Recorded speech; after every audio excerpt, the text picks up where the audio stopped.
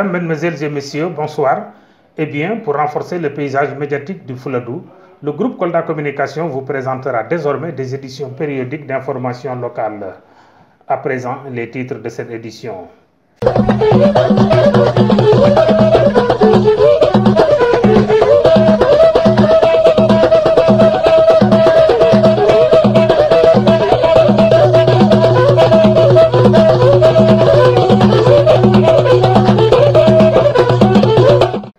Les cas de violence basés sur le genre ont perdu du terrain dans la zone sud du pays qui, du reste, correspond à la zone d'intervention d'Iradi. C'est du moins la déclaration des actrices de lutte contre ces types de pratiques. L'Iradi qui met en œuvre depuis 3 ans le projet FEDAP, c'est-à-dire faciliter l'effectivité des droits humains et l'accès à la justice des personnes vulnérables au Sénégal. Le dit projet est arrivé à son terme. Un atelier de restitution est organisé à cet effet. Le directeur général de la Sonacos, Modou Diagne Fada, en tournée nationale, est passé à Kolda où il a visité des champs de quelques-uns de leurs producteurs à qui la Sonacos avait donné des semences et des intrants. Les producteurs ont saisi l'occasion qui leur a été offerte par la présence de leur patron sur le terrain pour poser leurs doléances. Le directeur national des domaines, Mamboy Diao, qui est dans la capitale du Fouladou, a lui aussi présidé quelques activités conduites par son camp. Il s'agit entre autres d'une remise d'ambulance à l'hôpital régional de Kolda et d'une session de renforcement de capacité des femmes koldoises en transformation des produits locaux. La semaine dernière, les membres de l'Union du clergé sénégalais s'étaient donné rendez-vous dans la capitale du Fouladou à l'occasion de leur 44e Assemblée générale qui avait pour thème investissement et croissance économique au Sénégal, défis, enjeux et opportunités pour l'entrepreneuriat. Le développement dans un instant. Je le disais en titre. Les cas de violence basés sur le genre ont perdu du terrain dans la zone sud du pays qui, du reste, correspond à la zone d'intervention d'Iradi. C'est du moins la déclaration des actrices de lutte contre ces types de pratiques. Oui, on peut l'affirmer. On peut affirmer que vraiment, on a constaté que les cas de violation qui n'étaient pas dénoncés sont actuellement dénoncés parce que vous savez que ici, dans nos sociétés, c'est en général la culture de la non-dénonciation. Maintenant, avec le travail des brigades, on constate que de plus en plus, les cas de violation des droits humains ne sont plus négociés à l'amiable ou en famille, mais c'est porté devant les brigades et porté aussi devant les juridictions. Maintenant, on peut noter des cas qui sont en cours à la justice et des cas qu'on a eu vraiment à prendre en charge du point de vue juridique avec nos brigades et avec le fonds d'appui qu'on a mis en place. Donc on peut vraiment affirmer qu'il y a une culture de la dénonciation maintenant qu'on a constatée au niveau des zones d'intervention. Depuis l'arrivée de ce programme, du projet, nous avons constaté que le travail, on peut dire que le travail que les parajuristes sont en train de mener sur le terrain a eu un impact positif, malgré qu'il y a encore à faire. Mais le projet, nous remercions le RADI qui a pu vraiment nous amener ce projet pour qu'on puisse vraiment faire le travail sur le terrain pour pouvoir diminuer, puisque je ne dirais pas éradiquer de façon radicale, mais diminuer. Et ça, nous avons remarqué qu'il y a le travail qu'on a eu à mener sur le terrain vraiment a eu des résultats positifs. Le RADI qui met en œuvre depuis 3 ans le projet FEDAP, c'est-à-dire faciliter l'effectivité des droits humains et l'accès à la justice des personnes vulnérables au Sénégal. Le dit projet est arrivé à son terme. Un atelier de restitution est organisé à cet effet. D'un projet qu'on était en train d'exécuter il y a de cela 30 mois, financé par l'Union européenne. Donc ce projet est intitulé Faciliter l'effectivité des droits humains et l'accès à la justice, FEDAP en résumé. Donc au bout de 30 mois d'exécution du projet, nous nous sommes rencontrés ici, comme on l'avait fait au lancement du projet, il y a de cela 30 mois en 2019, pour faire l'évaluation et la capitalisation du projet. Donc avec les acteurs, les bénéficiaires, qui sont principalement les brigades de conscientisation et de dénonciation que le RADI a mis en place depuis quelques années dans les 3 régions de Ziguinchor, Kolda et Sédhiou. Mais aussi avec les acteurs locaux, les services techniques étatiques et aussi les autorités municipales. Le directeur général de la Sonacos, Modou Diagne Fada, en tournée nationale, est passé à Kolda, où il a visité des champs de quelques-uns de leurs producteurs à qui la Sonacos avait donné des semences et des intrants. Je suis venu dans la région de Kolda, accompagné par tout le top management de la Sonacos, mais aussi par les structures déconcentrées de la Sonacos, à savoir l'équipe de la région de Ziguinchor, pour deux choses d'abord. Deux ou trois choses. La première, c'était de visiter l'état d'avancement des travaux du centre de réception intermédiaire de Dioulacolon. Nous nous sommes rendus ensemble sur les lieux et vous avez vu que les travaux ont démarré. J'ai instruit mes services pour que d'ici le 31 octobre, qu'on puisse démarrer éventuellement la campagne de réception dans ces lieux. L'année dernière, nous avions loué. L'année d'avant aussi, on nous avait prêté un endroit. Cette année, nous allons disposer de notre propre local, si on peut le dire ainsi, grâce au soutien du maire de la commune de Dioulacolon, du sous-préfet de l'arrondissement de Dioulacolon, du préfet, du gouverneur et de toutes les autorités. Ensuite, nous avons été voir nos stocks de graines décortiqués pour voir un peu la qualité de la conservation. Et nous avons été rassurés que voilà, les graines sont là, bien entretenues, régulièrement entretenues. Le axe de notre visite de ce matin a été de regarder sur le terrain comment se déroule le programme de contractualisation que nous avons avec certains producteurs. Parce que le président Macky Sall nous a instruit de travailler avec les GIE, avec les coopératives, avec les associations villageoises pour leur fournir des semences et de l'engrais pour leur permettre d'augmenter les surfaces agricoles.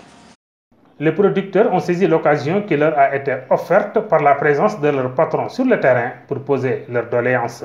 Je voudrais profiter de cette cérémonie de ce matin pour vous remercier au nom de toutes les populations de la région de Kolda pour les efforts que vous êtes en train de déployer à la tête de ce département. Monsieur le ministre et monsieur le directeur général, je voudrais également vous remercier pour le choix porté à ma modeste personne, sur ma modeste personne pour cette visite de travail. Monsieur le directeur général, je voudrais attirer votre attention sur un certain nombre de difficultés auxquelles nous sommes confrontés à Kolda. Les difficultés d'accès à la terre pour les femmes, le manque de matériel agricole, l'accompagnement technique des agriculteurs, formation en maintenance du matériel agricole, les semences et les intrants. Monsieur le directeur général, je ne saurais terminer sans remercier toutes les personnes qui m'ont soutenu dans mes activités. Le directeur national des domaines, Mamboy Diao, qui est dans la capitale du Fouladou, a lui aussi présidé quelques activités conduites par son camp. Il s'agit entre autres d'une remise d'ambulance à l'hôpital régional de Kolda et d'une session de renforcement de capacité des femmes koldoises en transformation des produits locaux. Un jour particulier, parce qu'en réalité, dans l'approche que nous avons toujours, c'est d'apporter une contribution à toutes les politiques publiques qui sont menées au niveau de la région de Kolda pour que les conditions de vie des populations changent. Vous savez que le contexte de pandémie que nous avons tous partagé avec le personnel médical de la région a fait que nous avons pu tous surmonter ensemble avec l'effort des uns et des autres, l'implication des uns et des autres. C'est très bien. Je pense que jusqu'à présent, il faut qu'on fasse des efforts au niveau de Kolda parce qu'il y a encore des résurgences de cette pandémie de Covid au niveau de Kolda, c'est comme au niveau des statistiques. C'est pourquoi nous n'avons cessé de pouvoir agir au niveau de l'hôpital régional. Pourquoi? Parce que c'est le réceptif par excellence de tous nos patients, de tous nos malades, et qui aujourd'hui se débat dans des conditions très difficiles. Vous avez même parfois des voies d'accès qui sont difficiles pour aller à la maternité, comme le disait le personnel médical sur place. C'est toujours bon de faire un acte, mais ça nous permet aussi de connaître les autres préoccupations des populations ou du personnel soignant. C'est pourquoi d'ailleurs je me suis engagé à faire la route qui mène vers la maternité, parce que vous imaginez que d'ailleurs la maternité c'est une approche assez particulière, donc il faut un peu plus de confort pour les femmes qui doivent accoucher. Donc la route est assez abîmée. Cette sollicitation a été posée de la même manière que l'espace qui accueille aujourd'hui la radio, qui est assez un niveau de développement assez avancé, qui mérite qu'on le réfectionne. Et il y a eu aussi une sollicitation par rapport à un local qui devra habiter plus tard l'appareil de scanner. Donc tout ça, ça nous permet. Donc l'ambulance, ce n'est juste que le prétexte pour nous d'entrer encore à nouveau dans l'hôpital et de savoir ce qu'il y a comme contrainte, d'anticiper sur ces contraintes pour pouvoir trouver une solution au niveau de cette institution-là qui sert à toute la région de Kolda. Donc voilà le sens de ma visite ce matin à l'hôpital régional. Bon, pour ce qui concerne le centre de santé, c'était quand même une initiative de jeunes Koldois. La semaine dernière, les membres de l'Union du clergé sénégalais s'étaient donné rendez-vous dans la capitale du Fouladou à l'occasion de leur 44e Assemblée générale qui avait pour thème investissement et croissance économique au Sénégal, défis, enjeux et opportunités pour l'entrepreneuriat. Le temps s'est encore égrené avec l'autorité qui est la sienne et nous voici aux assises nationales de la 44e Assemblée générale de l'Union du clergé sénégalais. En cet instant solennel d'ouverture des présentes assises, si nous devons être animés par des sentiments, c'est bien d'abord celui d'être habité par une même volonté de poursuivre l'élan qui nous meut et nous rassemble lorsqu'il s'agit de l'Église et de la société. C'est ensuite d'être ensemble, capables de transcender les pesanteurs de tout ordre et les divergences pour nous accorder sur ce qui apparaît profondément essentiel. C'est enfin celui d'être toujours prêt à faire prévaloir les valeurs évangéliques pour sauvegarder cette volonté commune de vivre ensemble, en d'autres termes, pour préserver l'unité, communion, la charité et le service. Avec les membres du Bureau national de l'Union du clergé sénégalais et du clergé diocésain de Kolda, je suis heureux d'être avec vous ce matin. Je vous salue tous fraternellement. Et je voudrais en même temps que cette rencontre soit une prière, une action de grâce pour la joie et l'amour qui nous animent dans l'accomplissement de nos devoirs quotidiens. Oui, la capacité de prier, d'aimer, de travailler et de vivre selon le dessein de Dieu est signe d'une bonne santé. Or, cette pandémie Covid-19 a plus ou moins éclaboussé et affecté ces dimensions essentielles de la vie. Nos schémas habituels ont été brusquement bouleversés et cela a créé inévitablement un sentiment de désorientation et probablement d'anxiété et de déconstruction personnelle et communautaire. De plus, cette pandémie a dévoilé et encore un grand sentiment de vulnérabilité collective. La tendance est alors là que d'avoir des attentes magiques ou à recourir à la fantaisie pour compenser en se posant en même temps des questions. Mes chers amis, mesdames, messieurs, cette année au Conseil national de décembre dernier à Kaolack, nous proposions comme visée annuelle de se doter d'une stratégie et d'une planification financière ouvrant indubitablement à l'investissement.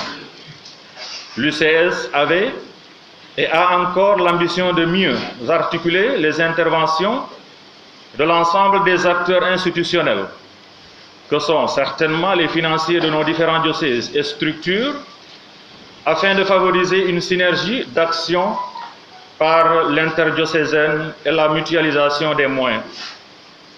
L'Assemblée de Kolda, la 44e, voudrait justement aider à voir clair pour mieux préserver, voire favoriser l'autre versant de la gestion prévisionnelle de l'avenir, à savoir la mobilisation et le développement des ressources afférentes. Merci de votre aimable attention. Nous vous donnons rendez-vous à la prochaine édition.